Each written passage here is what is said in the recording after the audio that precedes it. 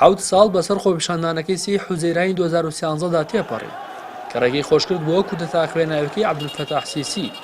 دواتر بە کۆنتڕۆڵکردنی دەسەڵات بەڵێنیدا ژیان و بژێوی میسرەکان بەرەو گەشە و کامەرانی ببات. بە تایبەتی باسی 2020 دەکرد کە وڵاتێکی تر پێشکەشی هاوڵاتیانی بکات. بەڵام ئەنجامەکانی ئێستا ڕاستیەکی ترمان پێ دەڵێن.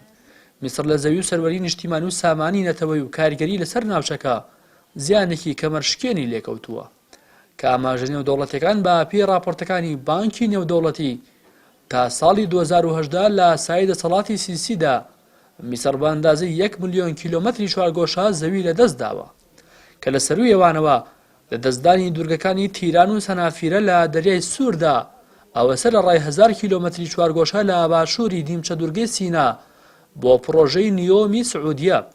جگە لەوانەش سازشکردن لە سەر مافابوورەکانی لە دەریای ناوەڕاستدا کە کێڵگەی گەورەی گازی سروشتی تێدایە. سیسی لە 2014دا بەبێ گەڕانەوە بۆ پەرلەمان لەگەڵ قوبرسدا ڕێکەوتنێکی واژۆ کرد بۆ هاوکاری لە گەشەپێدانی کێڵگەی گازی سروشتی لە دەریای ناوەڕاستدا کە لە ئایاری 2015دا پسپۆڕی بواری نەوتی میسری ڕەمەزان ئەبولعولا ڕایگەیاند ئەو ڕێکەوتنە وڵاتەکەی بێبەش کردووە لە کێڵگەکانی ئەفرۆدیتی قوبرسی و لیڤیاسانی ئیسرائیلی کە سامانەکەیان بە 200 ملیار دۆلار مەزەندە دەکرێت. پێشتریش توێژەری پەیمانگەی ماساچۆسێتس نایل شافعی ئەوەی ئاشکرا کردهبوو کە ئەو دوو کێڵگەیە کەوتونەتە ناو ئاوەکانی میسرەوە و بە هیچ شێوەیەک ئەو دوو وڵاتە تێیدا بەشدار نین. لە ساڵی 2018دا سیسی ناڕزایی وەزارەتی دەروی وڵاتەکەی لە دیاریکردنی سنووری ئاوی لەگەڵ یۆناندا پشتگوێ خست و سازشی لە 7000 کیلۆمەتری چوارگۆشە کرد کە 3000 کیلۆمەتری بەرامبەر ئاوەکانی تورکیا بوو. ئەوەش تەنیا بۆ دژایەتی سیاسەتی تورکیا.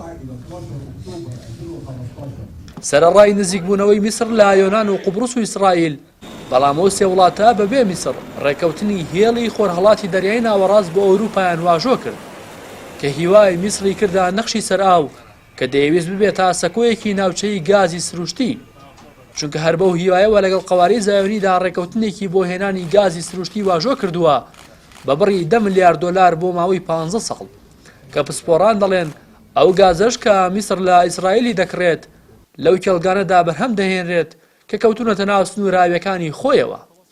بانکی ناوەندی میسر لە مانگی ڕابردوودا ڕایگەیاند قەرزەکانی سەرە وڵاتە گەشتووەتە 112 ملیار و 670 ملیۆن دۆلار. ئەوە لە کاتێکدایە بەر لە کوتەتاکەی سیسی قەرزەکانی وڵاتان نزیکەی 46 ملیار دۆلار بوو کە بە پێی راپۆرتی بانکی جیهانی ئێستا لە 160 خەڵکی میسر لە ژێر هێڵی هەژاریەوەن و نرخی سوتەمەنی و خواردەمەنی یاساریکەکانیش چەندین بەرامبەری جاران گران کراون. ئەوە سەرەڕای ئەوەی ڕێکەوتنی سیسی لەگەڵ ئیسیوپیا بۆ دروستکردنی بەنداوی نەهزەی ئەو وڵاتە کە ئێستا هەڕەشە لە ئاوی خواردنەوە و کشتتوکاڵی میسرەکان دەکات لە کاتێکدایە بەشێک لەو بەنداوە بە پشکی کۆمپانیەکانی ئیمارات و سعودیە بینا کراوە. پێگەی میسر هەر لە ڕووی سیاسی و ئابووریەوە پاشەکشەی نەکردووە بەڵکو لە ڕووی میدیایی و ڕووناکبینی و زانستیشەوە پاشەکشەی کردووە. ئەوەش دوای ئەوە هات ئیمارات و سعودیا با پێشکەشکردنی 60 ملیار دۆلار پشتیوانیان لە کودەتای ئەو وڵاتە کردو بۆ ناسپۆنسەر و ئاڕاستەکاری ڕاگەاندنی ئەو وڵاتە و داخستنی ئاسوی ئازادی بیرۆڕا. بەوەش میسر پاشەکشەی گەورەی لە پێگەی جارانی کردووە و چاودێران بۆ فیلی دەشوێنن کە منداڵان سێرکی پێدەکەن. He's done some things that are absolutely amazing in a short period of time when he took over.